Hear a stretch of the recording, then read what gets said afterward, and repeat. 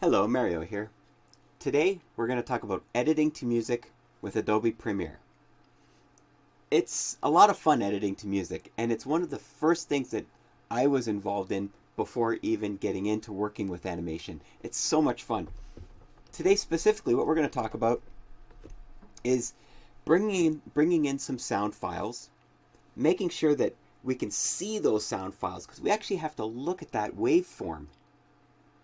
And once we can see the waveform, we're going to identify some big sound events, some big hits in the music or sound effects, or the beat. We want to look for the beat, and these are what we call sound events.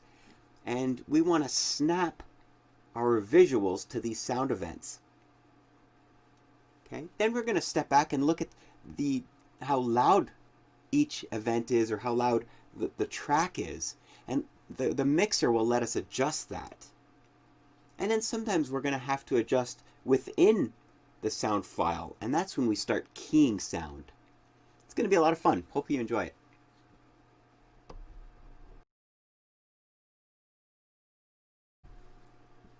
Now, as usual, I got some real ugly content I'm going to work with that makes it fun. And this is where this try, make mistakes, learn whole thing comes from. When you first try something, it's probably going to suck. You try it again, it'll probably suck less. But the more you do it, the better you get at it. It's like anything, practice, practice, practice. We've all heard these terms. So I always like to work with really crappy stuff, learn on it, throw it away. Then when I try it on something good, it actually works. Okay? So be forgiving to yourself. Enjoy yourself. Have fun. Now, just a quick reminder. If you haven't created your sequence yet, make sure, and it's for animation, make sure you're using these settings. 24 frames per second, 1920 by 1080, square pixel, and you're going to want to set your sequence to progressive scan so that it doesn't interlace and you get these weird lines in your animation. It'll look weird. So you want to make sure that your quality is going to be good when you're editing. By setting up your sequence correctly, that will help maintain your quality. So double check these settings. Okay, so now we're ready to bring in some sound files.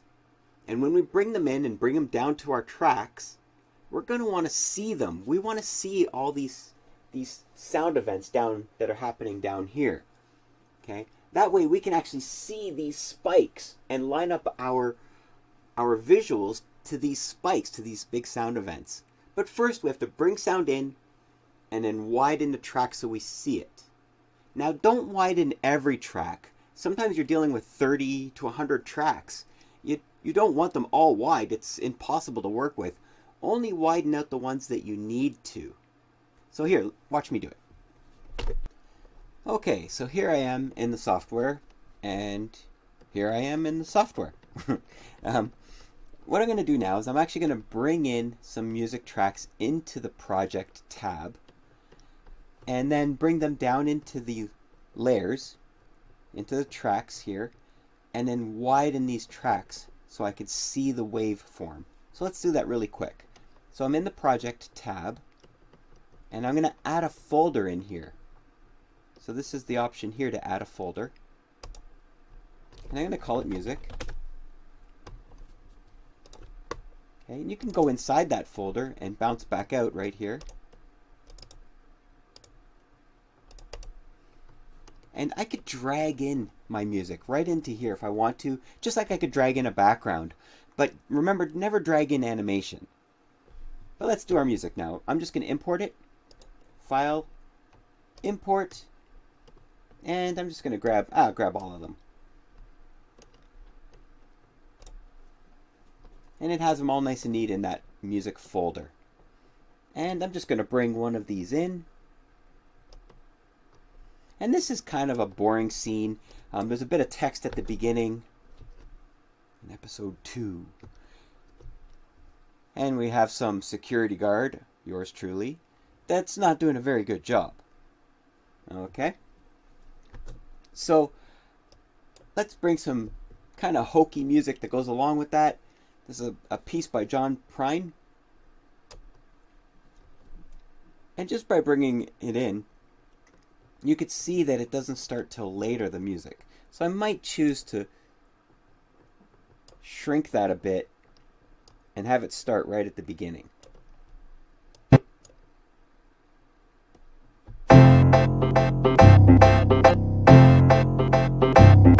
Now right off the bat, I'm seeing that it's hitting red here. Okay, and that's not good. So I'm gonna try a different track. I know I made a quieter one. Hopefully this one's a little bit better. And we are going to adjust our levels later, but right now let's get at least a working copy. That sounds worse. Okay, so we'll bring it in, and we'll just live with the bit of the distortion right now. We are going to adjust it though. So again, get it to line up.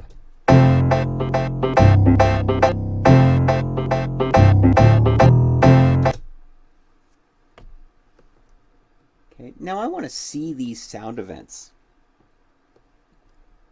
So I'm going to widen this out a bit, and that way I could see more of what's going on in the music. Okay, and I am going to bring my levels down because this is going to drive me nuts. And I'll be talking about this audio track mixer a little later.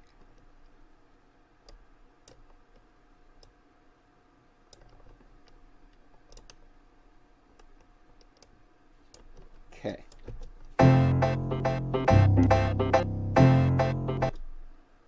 So now we have a decent level. I could see my waveform. And now what we're going to do is we're going to start lining up some of our visuals.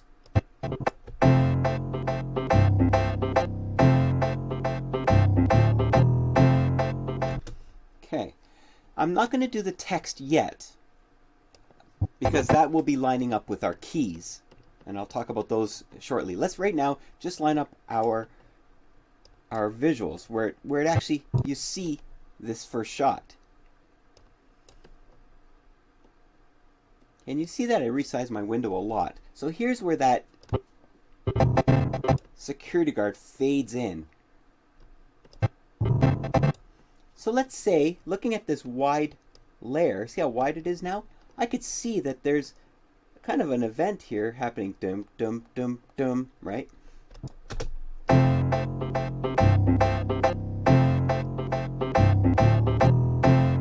So we want to line it up with this. So what I do is I put my playhead on that spike there, and then I can line up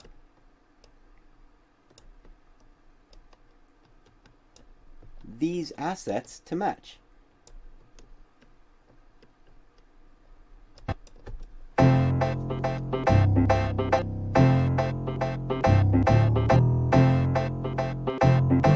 Okay, now there is a problem there where if there was no cross dissolve, it would work perfectly, but there is a cross dissolve. So let's do it without a cross dissolve first.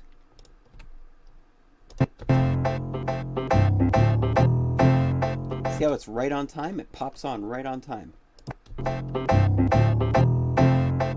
Okay, now let's say I put those cross dissolves back. And let's say I want this now to fade in while it's doing this progression. Dum, dum, dum, dum. So I'm going to put my playhead at the beginning of these 4 notes. And you can see them now because I have this nice and wide. So I'm going to shorten these and bring this up.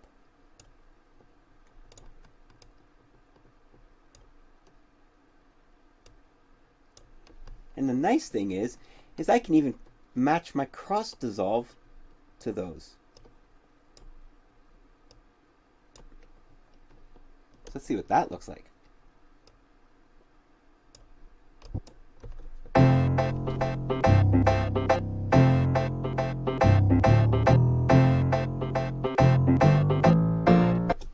Okay, now, funny enough, this next part seems to work automatically. But the first step is getting this audio track nice and wide so we could see those 4 notes there that I was working with. Okay, and again, all I did is just grab it here and just widen it out. And I only do the tracks that I'm working with. And sometimes you can see I push the visual tracks up. That way I have more room to work with my audio tracks. Now in that short little edit I just did, you saw me use the playhead a lot. I put the playhead where those sound events are. And then I snap my assets, my visuals, to that playhead. So I find a spike that I want to work with, put the playhead on the spike in the sound, and then I take an image or a part of the video and snap it up against the playhead. That way, the video or image is now matched up with that sound event. Let's give it a try. So this time we're going to use our playhead to snap assets to. So you could see by default, Premiere lets you just move assets and snap it right to the playhead. Wherever the playhead is, I could snap something to it. Okay, I can even snap to the back half of it. And the reason why that works is because the snap tool is turned on, snap in timeline. Okay, by default, this feature is turned on, this little magnet. And that lets us snap our assets to the playhead. So how I'm going to use that is I'm going to look for a sound event that I want, and I can see 4 notes here. 1, 2, 3, 4. And I'm going to line up this visual, this next one here, to this 4th note. So I'm going to put my playhead there. Let's watch it first. And then I'm going to do that modification.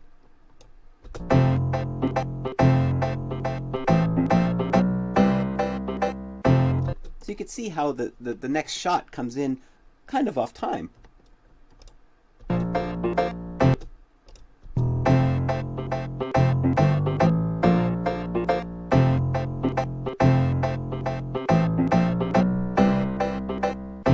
And there's also some bad visual effects going on there as well. So, I mean, the whole thing is bad, but that's the fun of it.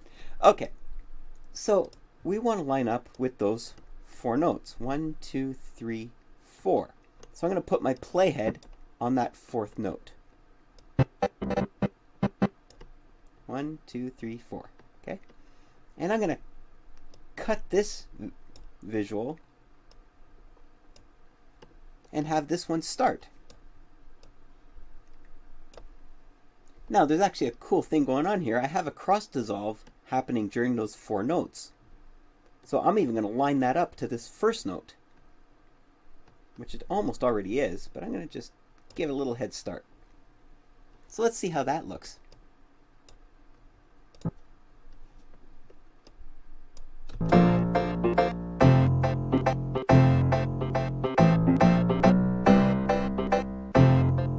So you can see it starts to dissolve during those 4 notes. And then on the 4th note, we get the new visual.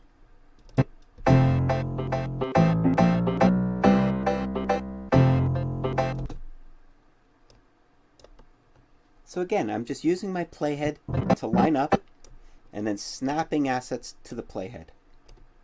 Line it up. And we could snap to it. Fun little way to work.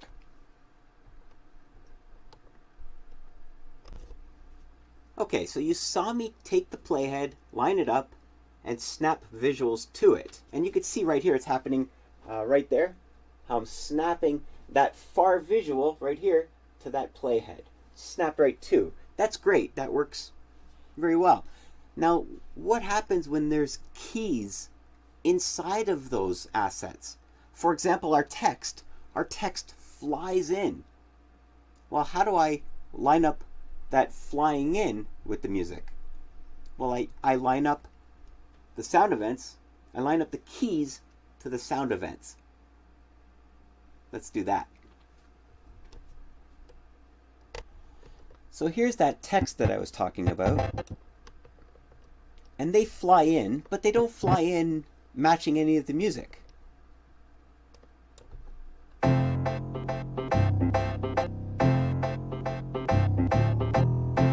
Okay. Now, I mean, honestly, none of this matches the music, but let's get this to follow at least the beat.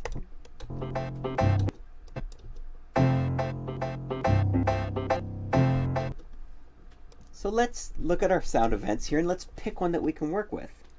Again, I'm going to zoom in using my navigation bar, grabbing one side.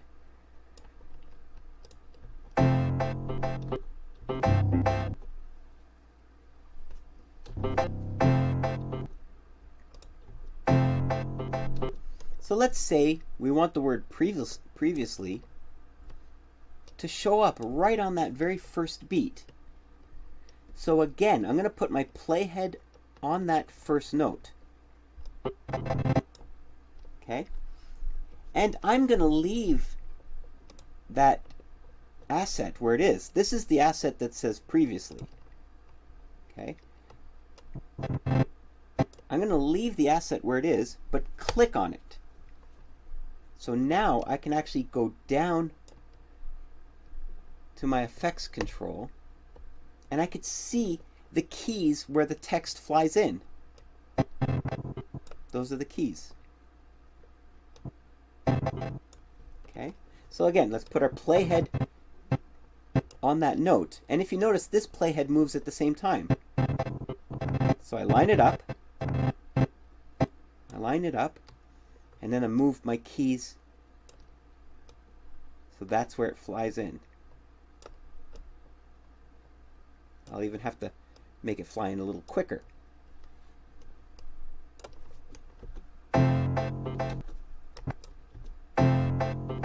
So again, I had to click on the asset, go to my effects control so that I could see the keys inside of this asset, line up the playhead, and then match the keys so it flies in. Let's do this one. Let's take this event. So let's have that second note. This second note will have episode 2. So I'm going to overlap it a bit so that gives it time to fly in. Put my playhead on that note. Click on that asset in episode 2. Now I can see the keys. And again, remember, wherever I line this playhead up, it lines up in the effects control as well. Right? Wherever that is, this is. And I'm going to highlight the keys.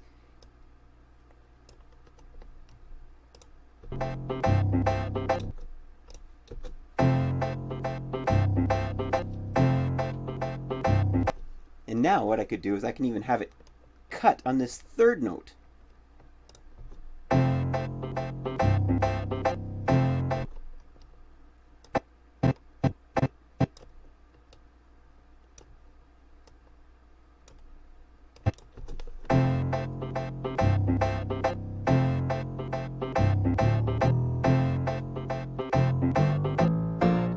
Okay?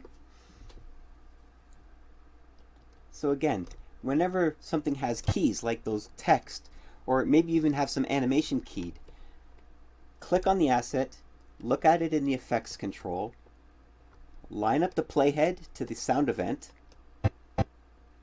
and then match the keys.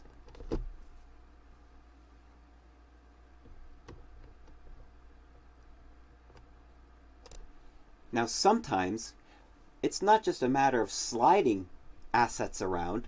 We actually might want to cut it and then throw part of it away, or reshape or resize the other two. Okay, so what we would do is we'd put the playhead where we want to cut it, and then we can use our cutter tool. You could see what the icon looks like right here. Okay, and it's in the tools here, right there, cutter, or the snip tool, or scissors tool. Every software has a tool like this. So what I'm going to do is show you how it works. So this next part is even more boring than the beginning part. Look at how long I'm playing that out, and there's really not a lot going on there. So what we're going to do is we're going to find a sound event that we can work with, cut it, and maybe use parts of either side. Let's give that a try.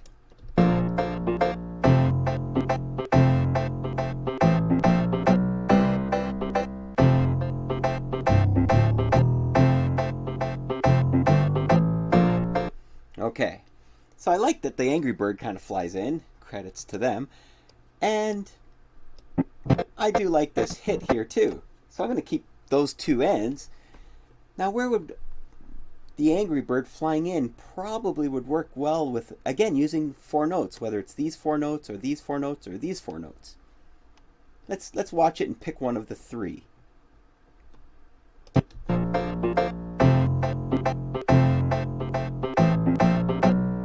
That's enough for me. The rest, it's already boring enough. Let's cut it and have our Angry Bird fly in here.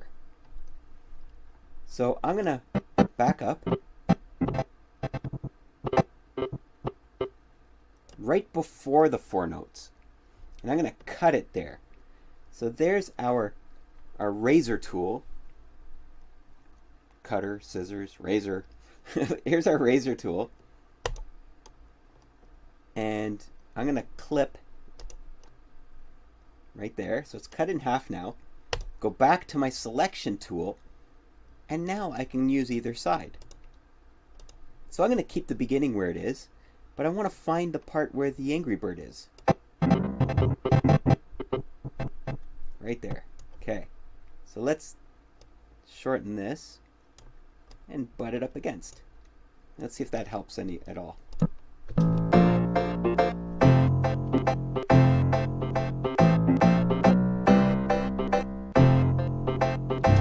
Okay, so it's kind of working. I think the last bounce would be nice to line up with this particular note.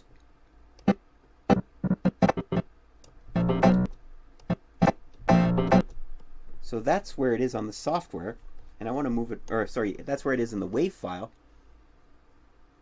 But here's where I want it to line up. So I'm just going to move it over, stretch it out.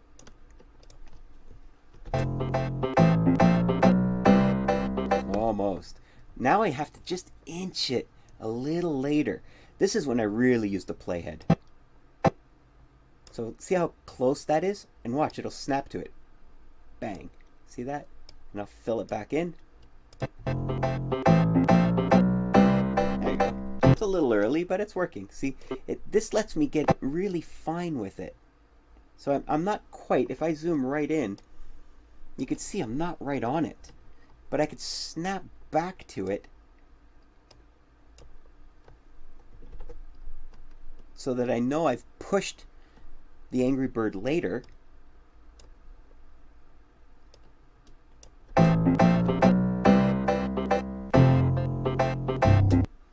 And that lets me line up even the visuals. Working with the cutter tool is great to cut the wide events or wide assets that you have. And then again, using the playhead to snap too. It's a great way to work. Just remember, after you select the cutter tool and you cut, remember to go back to your select tool so that you can work with it. Okay, and if you even hover over it, you have V for the selection tool and C for the cutter. V, C for hotkeys. They're side by side. Okay, so now that we have things lined up, we may have noticed that some of our sound files or music or effects are too loud. We might even be hitting red. If you notice at the very end here, right here, there's two red dots, and that means that it's gone so loud that it's distorted. It's useless at that point. We want to avoid ever hitting red over there. Okay, so whenever you see that, you have to go over to your track mixer and adjust. Now sometimes we do key our volume control. Okay, but right now let's just look at our track mixer. And this is what it looks like. And each of these faders represents the tracks that we're working with. The very last one is our master. That's our overall volume. Okay, and at the very far end, you'll see the master meter. So if the red hits there, that's the same red that we're seeing. We never want to see red. And in fact, you should never see red in any of these tracks. Let's take a look at that in the software. Okay, so let's see what the meter here says. Let's see how loud we are.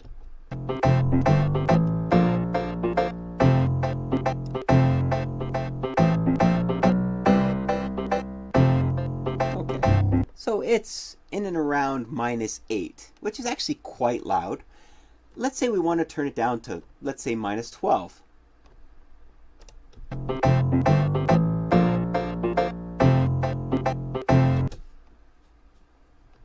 So we can go to our track mixer. For me, here's my project tab, and I'm in the editing view. My track mixer is right here. Sometimes it's hidden underneath these chevrons. See the audio track mixer? So if I'm in the project tab, I can go to my audio track mixer here. Still, if you don't find it there, sometimes you have to go to your Windows, Audio Track Mixer, and then click on the sequence that you're editing. See how mine has the check mark? And that gets me access to this Audio Track Mixer. And when I play, you could see track 1 playing, right? Audio track 1 or A1. And you can also see the master meters go up.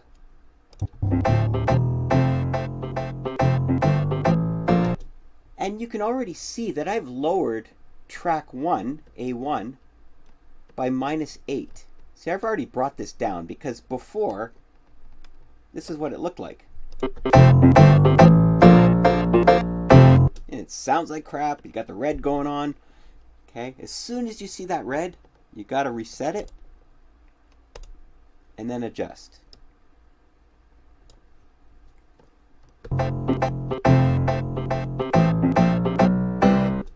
It's still a little loud. And remember, we want to try and get to -12. So I could just lower this all the way down and get it to -12. Or I could bring this back to -8 where I had it, and then bring the master down the remainder of the way. That way the whole mix will be a little quieter.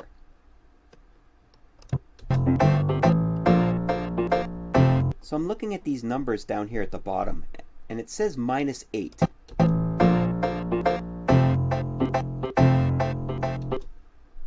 Okay, so if it's -8 and I want to get to -12, that means I have to bring this down -4.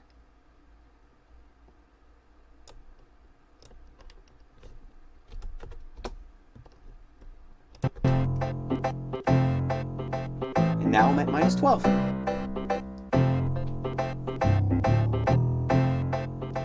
So this means I brought my whole mix down -4, and I brought my track 1 down -8.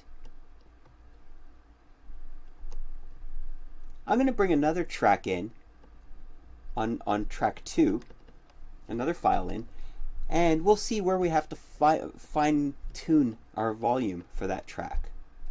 Let's give that a try. So let's find a more fun part of this edit that I was working on. Well, it's a little more fun.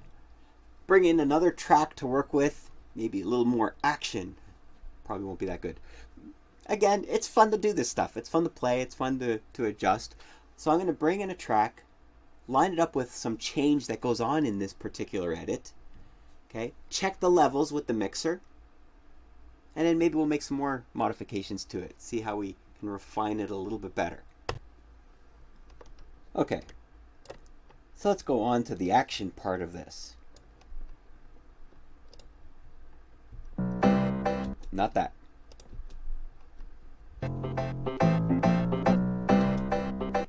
Not that.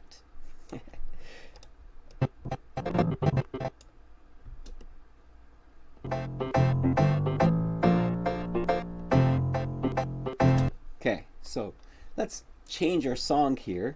So I'm going to cut it here because that's where I'm going to make a cut and have our music change. So again, go to my cutter, line up my playhead, and I'm going to look for a gap here, that gap right there. And sometimes we have to zoom in a bit.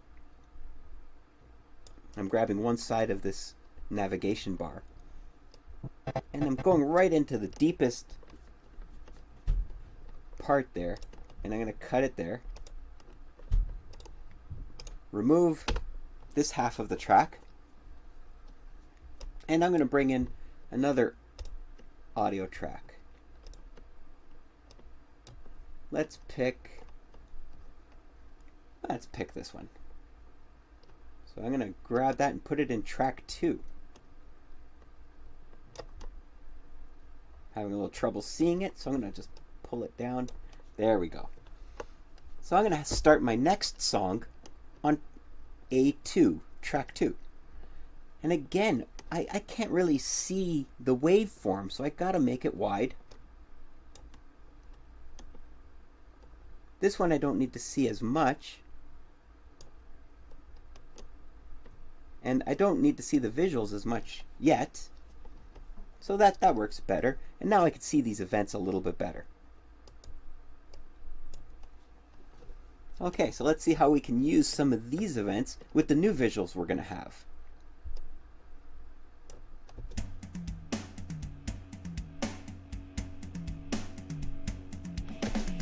Okay, so right now, where does it change? Maybe I should cut it at the end of those 4 notes. We've been using those 4 notes and they've been working really well.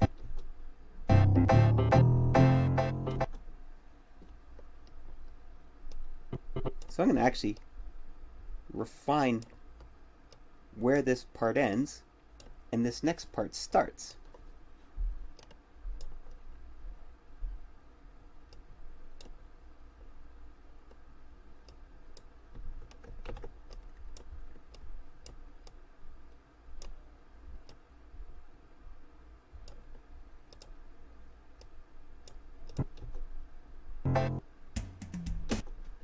Okay, and let's get our music to start there. And it sounds like a quieter track.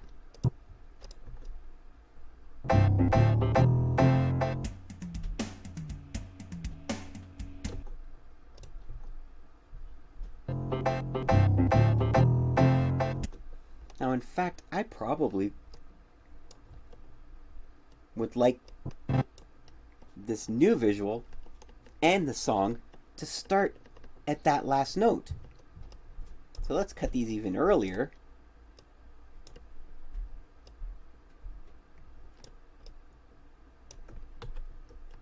And bring these closer.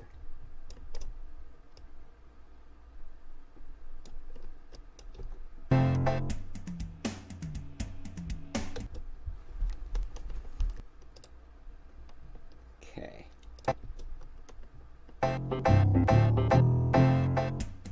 Okay, so that gets the visuals lined up with that 4th note.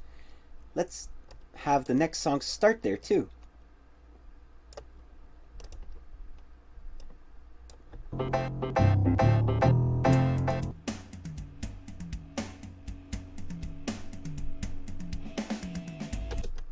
Okay, it's starting to stutter a bit, but that's fine.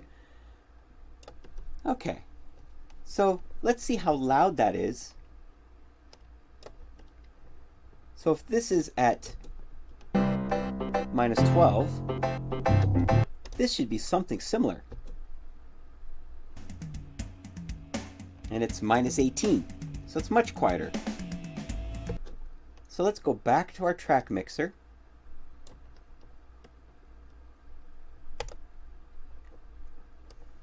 And we'll see now that we're using track 2.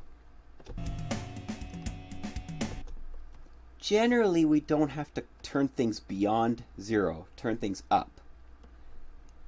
When I recorded this particular track, I guess I recorded it quite somewhat quiet. So I'm going to bring it up a couple dB and get it up to the -12.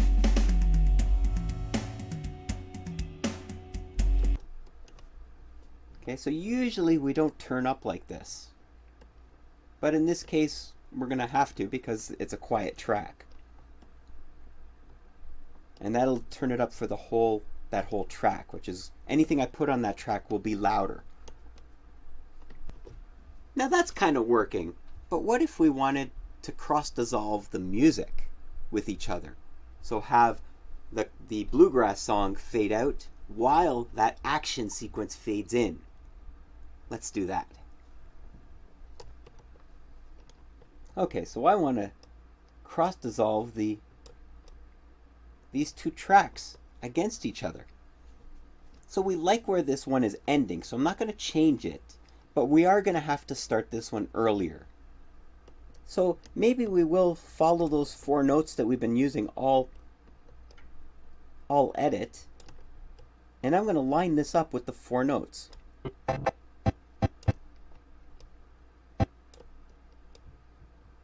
Again, snapping to my playhead.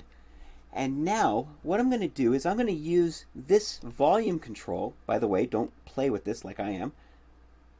I'm going to use this volume control to key a fade out of the music. Okay, the way I added those keys was I used the control key. Control, click, and then drag it down.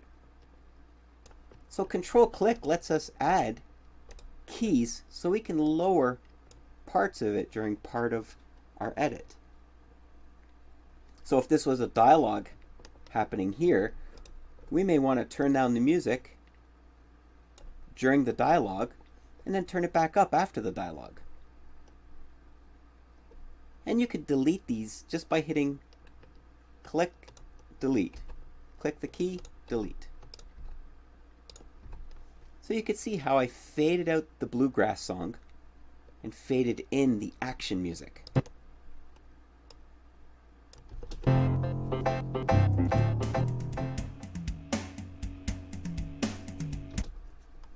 Okay.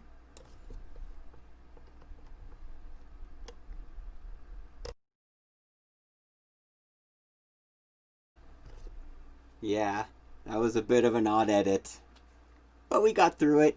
And we learned a little bit, and the next one will be better, and that's where it's important. But as usual, I have my tips to show off.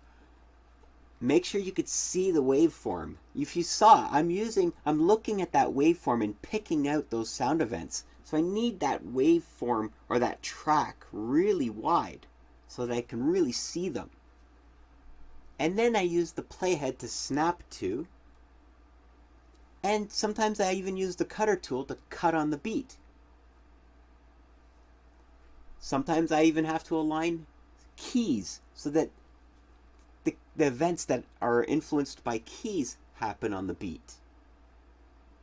So you saw me use that a couple times. Never hit red. This is a big one. You have a great edit, you put 20 hours, 30 hours into an edit, and it sounds like crap because it's distorted. As soon as you see the meters hit red, you have to address it. You turn them down in the mixer, or maybe sometimes you might have to key certain parts of the audio. Usually it's in the mixer. Okay? And just remember, when you are keying certain parts of the audio, like if you want to fade it out, it's a control click. Hope this was helpful. Have fun.